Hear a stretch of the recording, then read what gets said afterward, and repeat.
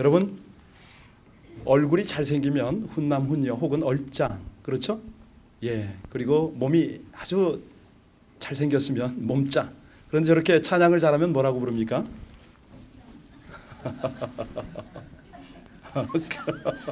예, 저도 잘 모르겠습니다. 사실은 정말 매력적인 사람은 누굴까요? 맘짱입니다. 마음짱. 이 마음짱인 사람한테는요, 유달리 사람들이 끌리죠. 그 겸손하고 아름다운 사람, 그 사람을 우리는 마음짱이라고 할 수 있는데, 그 사람은 주변의 마음을 끌어들입니다. 요즘에 우리 캘리포니아는 물론이고 전 세계적으로 잘 되는 음식점을 보면요, 맛도 물론 중요하지만 손님에 대한 서비스가 기대 이상입니다. 여러분, 그 외식 사업체, 아주 이 체인이죠. 그런 데를 보면은 시설과 안내로 감동을 주는 일에 최선을 다하고 있지 않습니까? 이 종업원들이 주문을 받을 때 어느 곳에 가면 무릎을 꿇고 주문을 받더라고요. 아주 존대를 깍듯하게 합니다. 얼마나 겸손한 모습인지 모르겠어요. 여러분, 우리가 어디에서 감동을 받습니까? 맘짱이라고 인정하고 싶은 것, 대부분 겸손한 마음 아니겠는가? 이 세상 사람들도요, 이렇게 겸손한 모습으로 사람들에게 감동을 보이려고 하는데, 하물며 우리 그리스도인들이 말할 나이가 없어야 되지 않겠습니까? 이 겸손하고 낮아지려는 모습, 이 모습을 보여야 될 텐데, 자, 우리가 후회 없는 삶, 내 인생 마지막 한 달을 지금 달려가고 있습니다. 이 캠페인에 함께하고 계신데요. 자, 여러분들 진심으로 내 인생 30일밖에 없다, 이런 마음 가지고 지금 살아가고 계십니까?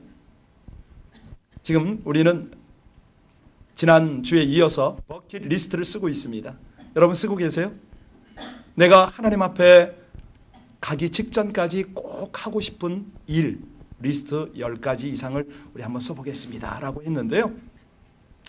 왜 이걸 자꾸 강조를 하냐면, 결국 자기 인생을 어떻게 살아야 할지를 알게 되게 하려고요.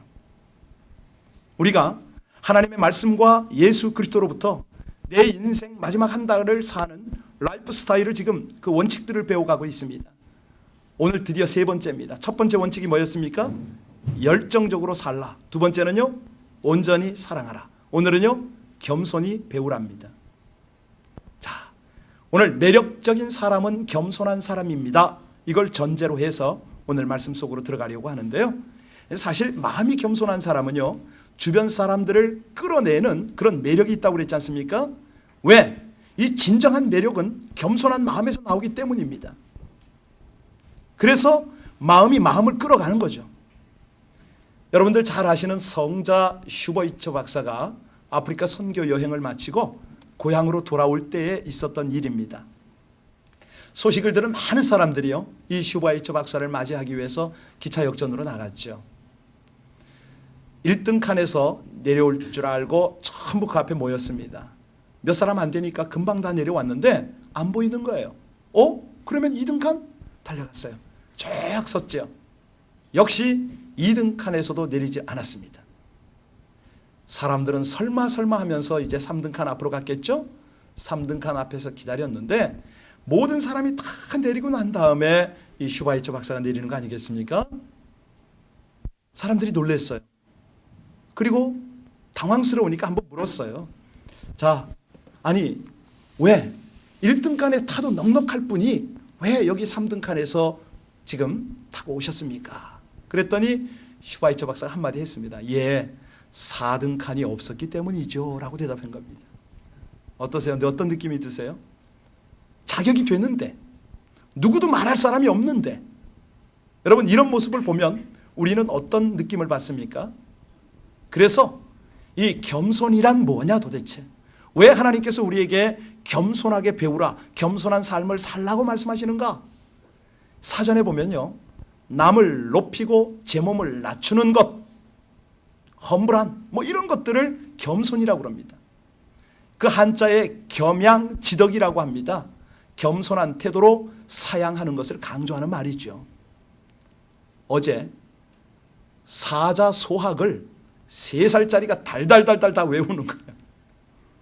어른들은 들어도 무슨 뜻인지 모를 그런 내용들, 본인도 사실은 모릅니다. 그런데 막 해는 거예요. 제가 너무 감동이 됐어요. 되는구나. 여러분, 그렇습니다. 내가 남을 판단하고 정죄할 수 있는 위치에 있지만 자신도 하나님의 판단 앞에 서야 될 자임을 확실하게 깨닫고 내가 함부로 판단하지 않으리라. 이게 겸손한 사람 아니겠습니까? 내가 권리와 자격이 있어요. 그럼에도 불구하고 포기하고 나눠주는 것, 이걸 우리는 겸손이라고 할 수도 있습니다. 내 소유, 나의 권리, 이걸 가지고 하고 싶은 일 다 할 수 있겠지만 연약한 자들을 위해서, 정말 가난하고 억눌린 자들을 위해서 절제하고, 아니 더 귀한 가치를 위해서 하고 싶은 것을 멈추는 것, 이걸 우리는 겸손이다 이렇게 말할 수가 있겠죠. 여러분, 한번 생각해 보세요. 내가 생각하는 것이 반드시 다 옳은 걸까요? 아니죠. 내가 가진 기준이 모든 것에 다 적용이 되어질까요? 아닐 겁니다. 그리고 내가 알고 있는 지식이 다일까요? 극히 일부겠죠. 이런 것을 알고 인정하고 생각하면 것이 바로 겸손이라는 것입니다.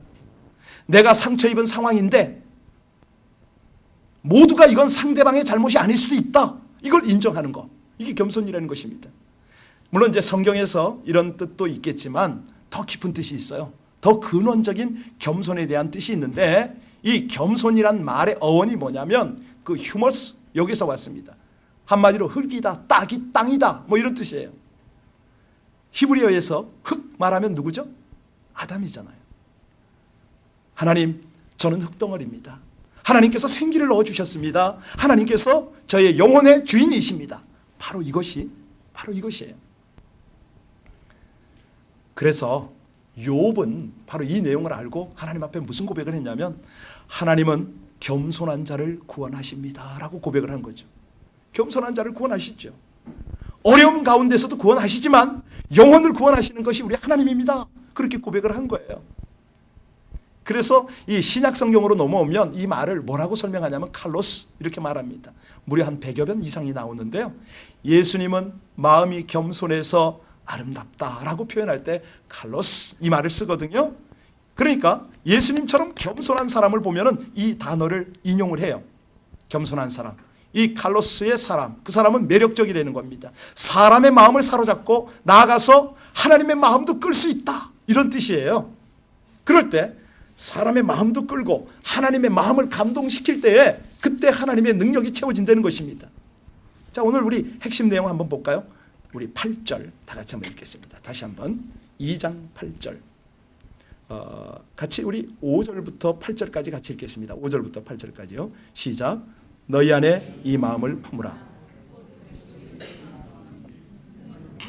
하나님의 본체시나 하나님과 동등됨을 취할 것으로 여기지 아니하시고 오히려 자기를 비워 종의 형체를 가지사 사람들과 같이 되셨고 사람의 모양으로 나타나사 자기를 낮추시고 죽기까지 복종하셨으니 곧 십자가에 죽으심이라. 자, 여기서 가장 키워드가 뭐냐면 낮추시고라는 말과 복종이라는 말이 있습니다. 그 지금 8절에 나오죠? 거기 좀 이렇게 마크를 좀 해주세요. 그리고 쭉 연결을 하세요. 낮추시고라는 말과 복종, 이 두 단어를 선을 그으셔야 됩니다. 왜냐하면 겸손과 순종, 이거는 항상 나란히 함께한다, 이렇게 이해하시면 좋습니다. 그러니까 이 겸손이라는 건 뭐냐면 하나님 앞에, 하나님 그 권위 아래 내 인생을, 내 자신을 내려놓는 것이다, 이렇게 보면 됩니다. 이것이 겸손과 순종에 나란히 갈 수밖에 없는 이유거든요. 가령 한번 보세요. 예수님의 삶을 한번 보세요. 예수님께서 그 많은 기적과 이사와 놀라운 역사들을 이루고 수많은 사람들을 복음을 전했습니다. 그리고 마지막으로 예루살렘에 입성할 때 어떻게 입성하셨습니까? 그렇죠. 나귀 타시고. 마태복음 21장에 시온의 딸들에게 이르기를 내 왕이 내게 임하였나니 그는 겸손하여 나귀 곧 멍에 매는 짐승의 새끼를 탔도다, 이렇게 말씀하세요. 벤츠를 타고 들어갈 수가 있는데, 그렇죠? BMW도 있는데 그 집이 가장 싼 차, 그 차를 타고 들어간다는 겁니다. 그뿐만이 아닙니다. 그곳에 들어가셔서 마지막 만찬을 하실 때 어떻게 하십니까? 가장 값비싸고 가장 호화로운 음식을 시켰습니까? 우리 마지막 회식이니까 제대로 먹자. 양 한 마리 잡았습니까? 없습니다. 거기에는 마른 떡과 그저 포도주가 있었어요. 그 음식을 대하면서 그분이 최후의 만찬을 어떻게 종결시키셨죠? 자기를 배반하고 자기를 팔아버리고 자기를 떠나는 제자들의 발을 씻기는 것으로 그분은 겸손의 모습을 보이셨어요. 오늘 그 내용을 우리가 2장 5절로 8절까지 읽었습니다. 하나님 본체신데 그분이 하나님과 동등될 것을 취하지 아니하시고 오히려 종의 형체를 가지셨다. 여러분, 사실 이것이 실감이 안 날까 봐 하나님께서 아주 입체적으로 시청각을 동원해서 우리에게 다 알려주셨잖아요. 하늘에서 그 별과 같은 영광이 이 땅에 내려오실 때 어떻게 오셨습니까? 가장 낮은 곳, 천한 곳, 마국간, 지형적으로도 가장 해발이 낮은 곳으로 오셨고요. 예, 환경적으로도 가장 낮은 곳으로 그분이 오셨습니다. 겸손의 모습이죠. 그래서 이 모습을 못 깨달으니까 다시 한번 말씀하세요. 나는 마음이 온유하고 겸손하니 나의 멍에를 메고 내게 배우라. 그리하면 너희 마음이 쉼을 얻으리니 이는 내 멍에는 쉽고 내 짐은 가벼움이라. 이렇게 말씀하세요. 자, 여기서 우리가 하나 짚고 넘어갈 것이 있습니다. 뭐냐면, 자, 성경적 겸손의 뜻은 뭘까? 우리가 어떻게 이것을 받아들여야 될까? 여러분, 겸손이라는 것은요, 외형적인 부분이 있어요. 겉으로 보여주는 것. 그런데 더 중요한 건 내면적 겸손이 더 중요합니다. 내면의 겸손이 제대로 겸손이 되어야 외향적인 겸손이 바르게 나타난다는 것이죠. 저희 집에 치부가 좀 있어요. 저는 얼굴이 까맣지 않습니까? 창피를 당하고 부끄러움을 당해도 잘 표시가 안 나요. 까매서 잘 모르세요, 여러분들이. 그런데 제 아들 중에 하나는 유달리 누가 뭐라고 딱 한마디만 하면 얼굴이 새빨개져요. 3초도 안 걸려요. 표정이 어떻게 절제가 안 돼, 관리가 안 돼. 얼굴이 빨개져가지고. 여러분들은 어떠십니까? 모욕을 당하고 창피를 당할 때 여러분들은 얼굴이 표시가 납니까? 아니, 온몸이 화끈거리는 경험하셨습니까? 전혀 안 하신 것 같은데 저는 가끔 해요.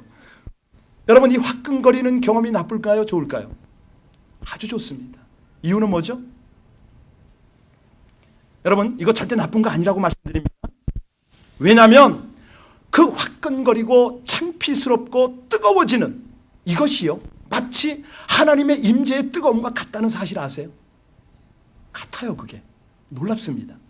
예, 초자연적인 거예요. 창피스러운 거 아니에요. 모욕이나 창피를 당해가지고 당할 때에 그 화끈거리는 상황, 여러분들은 어떻게 반응하신다고요?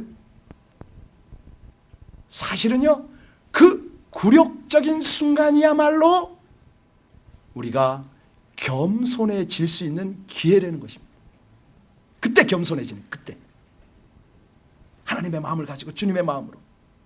자, 문제가 뭐냐면 외형적으로 겸손하게 보이려고 하는 거 아니에요. 그때 마음적으로 겸손을 빨리 찾아야 된다는 거예요. 그 말입니다. 왜? 선한 동기에서 빨리 겸손해지려고 해야 되지. 이거를 누구에게 보이겠다, 이 위기에서 빠져나가겠다, 뭐 이런 식으로 겸손을 찾으면 자신 스스로가 위험에 빠질 수가 있습니다. 물론 이제 모든 사람이요, 이 각기 겸손의 수준이 다릅니다. 모양이 달라요. 그러니까 자기가 교만하는데도 교만을 잘 모를 때가 있죠. 이 성 프란시스 드살이 이 내면적 겸손의 두 종류를 또 분류를 했어요. 하나는 지식적 겸손이 있고 두 번째는 의지적 겸손이 있다는 거예요. 자, 그러니까 이 지식적 겸손은 일반적인 것인데 내가 아무것도 아니다 이렇게 생각하는 거예요. 예, 뭐 말을 장황하게 할 때도 있죠. 사실 이런 그 겸손 앞에 우리 하나님의 타이밍이, 하나님의 교훈이 얼마나 정확하고 얼마나 은혜로운지 모릅니다. 저는 이 진리를요, 제 삶에서 너무 많이 경험을 했어요. 제가 제 삶을 주장하려고 할 때 저는 번번이 실패하고 그 망신을 당했어요. 여러분 아실지 모르겠는데요, 여기 어떤 한 가정을 위해서 열심히 기도를 했었어요, 제가요. 왜냐하면 그 집 아이의 이름을 지어달라는 거예요, 목사한테. 은혜로운 이름을. 열심히 기도했는데요, 안 주셨어요, 이름을. 출산하는 그날까지도 안 주셨어요. 나중에 그냥 하나님께서 주시긴 하셨지만, 근데 그때 제가 참 약간 좀 이상했죠. 하나님이 이름을 안 주더라. 왜? 의사는 아들이라고 그러는데 실제는 딸이었기 때문에 말이지, 이름을 안 주셔서, 아들 이름을 안 주셔서 제가 뭐 그랬다.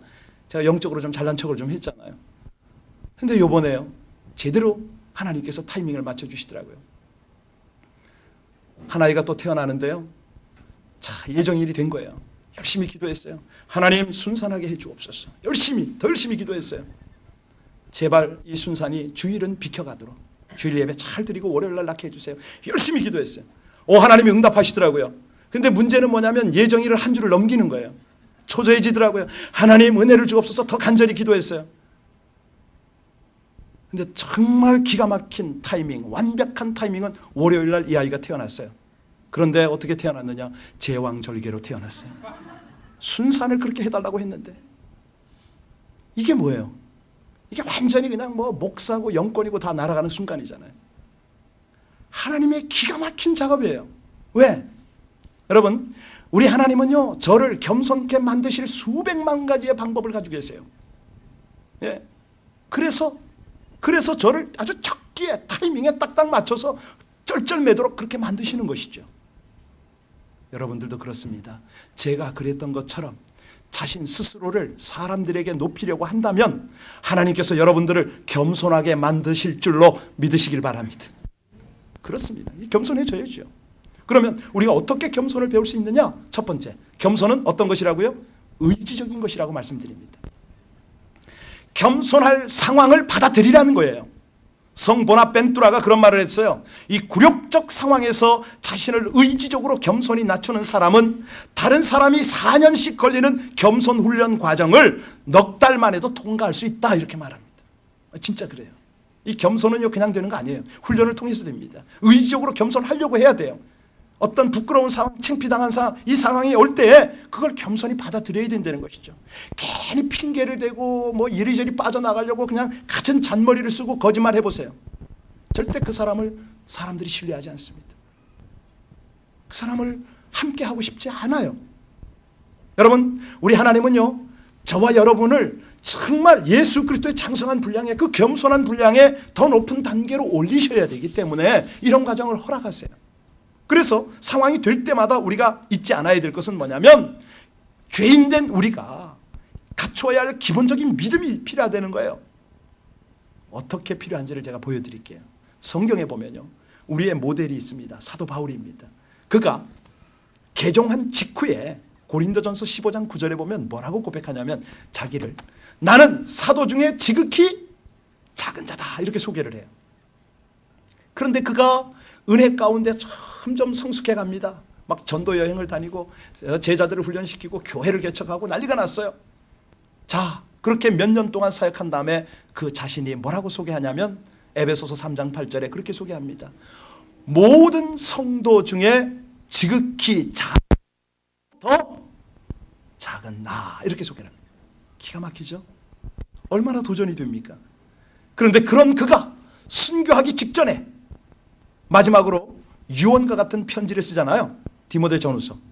근데 디모데전서 1장 15절에 뭐라고 자기를 고백하냐면, 순교당하기 직전에 죄인 중에 내가 괴수입니다 라고 말해요. 괴수입니다. 여러분, 이런 겸손을 배우시기를 주의 이름으로 축원합니다. 두 번째입니다. 겸손 배우기의 두 번째 비결은 뭐냐면, 다른 사람들에게 판단을 받고 다른 사람이 멋대로 나를 추측을 하더라도 그 일을 겪어라. 아시겠죠? 왜 이렇게 남이 나를 막 판단하고 나를 막 함부로 추측을 해도 그냥 말없이 그걸 당해야 되는지 아세요? 내가 안다고 생각하는 것은요, 하나님 보시기엔 너무 우둔한 거예요. 악한 것이죠.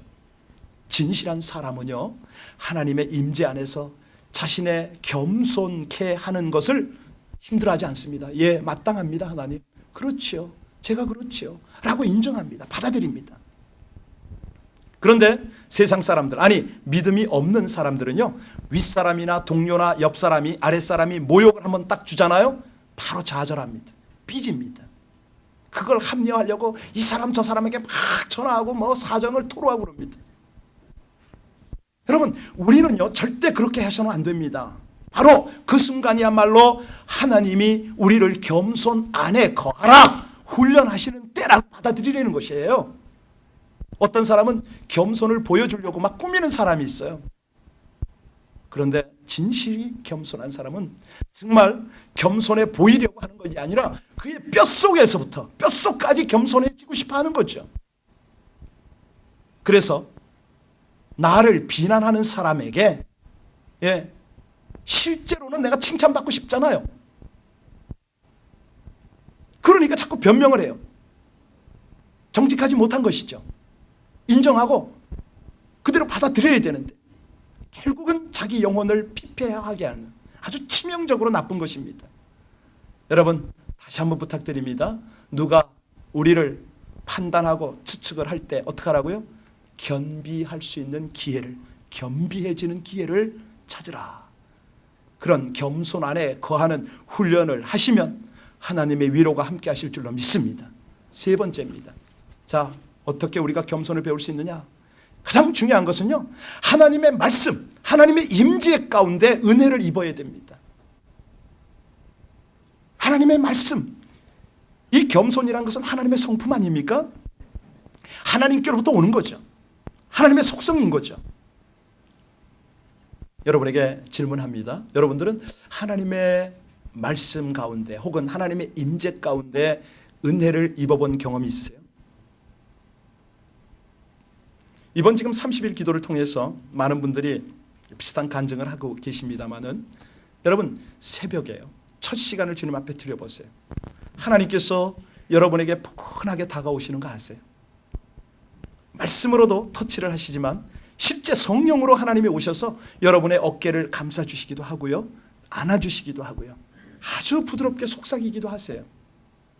정말 평안을 물밀듯이 우리 가슴 속에 밀어 넣어주세요. 그런 것을 우리가 주님의 임재를 경험한다, 은혜를 옷 입는다, 이렇게 표현하죠. 정말 그렇습니다. 하나님의 임재 안에 머무르는 연습을 자꾸 하려는 거예요. 왜? 더 이상 교만해지지 않으니까. 겸손하니까. 겸손하기 원하신다면, 정말로 그렇다면 말씀을 사모하셔야 됩니다. 우리가 올해 일독하기로 했는데 얼마나 읽으셨는지 모르겠습니다. 이쪽에 보면 지금 일독표가 쭉 올라가고 있는데, 지금도 늦지 않았습니다. 읽으시면 돼요. 아니, 최소한 큐티를 생활화하셔야죠. 말씀을, 하나님의 말씀을 내 발에, 내 길에 빛이요 등이라고 인정한다면 하나님의 말씀을 늘 묵상해야죠.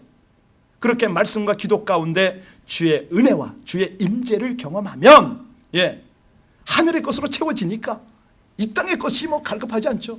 교만할 필요도 없는 것이고요. 그럴 때 하나님께서 우리의 영혼을요 또 다른 차원으로 지금 이끌어 주십니다. 여러분, 그럴 때 영적인 순수함과 거룩함이 여러분들의 것이 될 줄로 믿습니다. 아주 밝고 빛나고 아름다운 영혼 때문에 하나님도 마음을 빼앗기시고 이 땅의 사람들도 여러분의 영적 매력에 매료될 줄로 믿습니다. 그러면 겸손한 자에게 주는 하나님의 축복이 뭘까요? 여러분, 이 겸손의 축복은요 놀랍습니다. 가령 시편에 나온 것만 몇 가지만 예를 들어드리면, 하나님은 겸손한 자의 소원을 들어주세요. 기도응답이 재빠르다는 얘기죠. 겸손한 자는 먹고 배부를 것이다 분명히 약속하셨고요, 겸손한 자는 구원으로 아름답게 하신다 이 약속을 하셨습니다. 무엇보다도 겸손한 자에게 은혜를 베푸시는데요, 어떤 은혜를 베푸시느냐? 지혜를 베푸세요. 존귀하게 살아가도록 길을 안내하세요. 무엇보다도 겸손과 여호와를 경외함의 보상이 있는데 재물과 영광과 생명이다 이렇게 말씀하십니다. 한마디로 마음이 겸손하면 영예를 얻는다는 것이죠. 그 겸손한 자를 통해서 하나님의 기쁨이 충만하고 여러분의 기쁨도 충만하고 온 주변의 사람들의 기쁨이 충만한 것이에요. 자, 그러면 겸손의 축복 하이라이트이 뭐냐? 더 강력한 축복. 겸손한 사람에게는요 최고의 보상이 주어지는 것이 뭐냐면 영광입니다. 영광. 오늘 여러분이 읽으셨는데, 자, 9절, 10절 같이 읽겠습니다. 9절 10절입니다. 시작. 이러므로 하나님이 그를 지극히 높여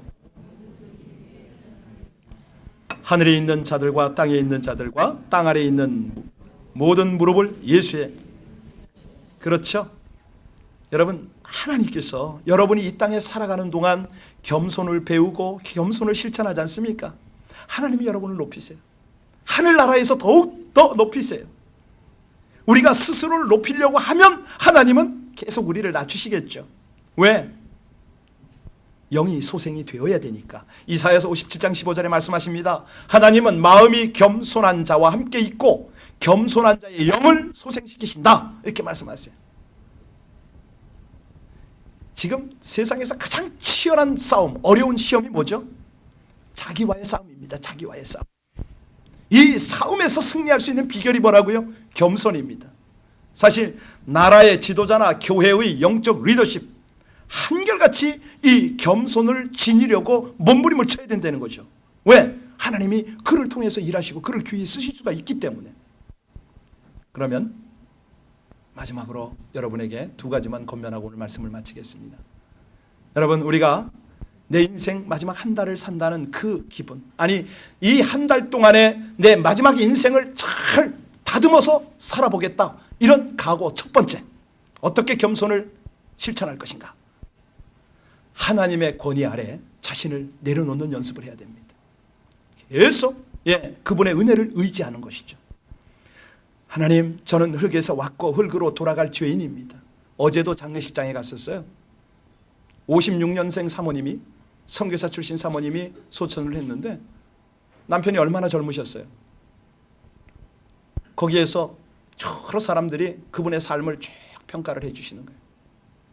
선교사로, 기도의 어머니로, 교회를 섬기는 충실한 하나님의 종으로 사모기도 하고 선교사기도 하고 그런 분이었습니다. 너무 아름답더라고요. 자, 그런데 거기서 우리가 한결같이 하나님을 영화롭게 하는 귀한 장례 예배로 드렸는데 중요한 것은 뭐냐면 우리에게는 구원의 은혜가 필요하다는 거죠.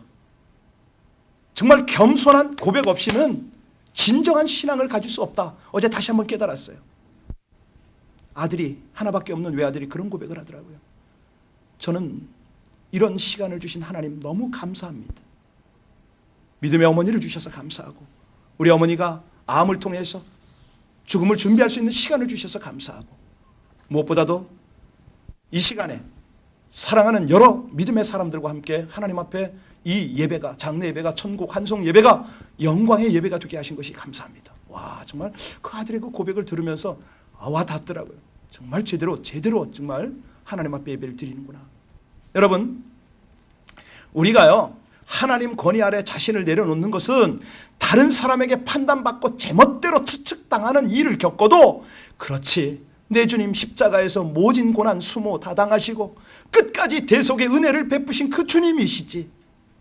그렇게 주님 십자가에 달리셔서도 끝까지 섬기시고 참으시고 인내하시고 겸손하셨는데 내가 못할 것 없지. 순간순간 자신 내려놓고 하나님의 임재 사모하고 겸손의 은혜의 옷을 입으시기를 주님의 이름으로 축원합니다.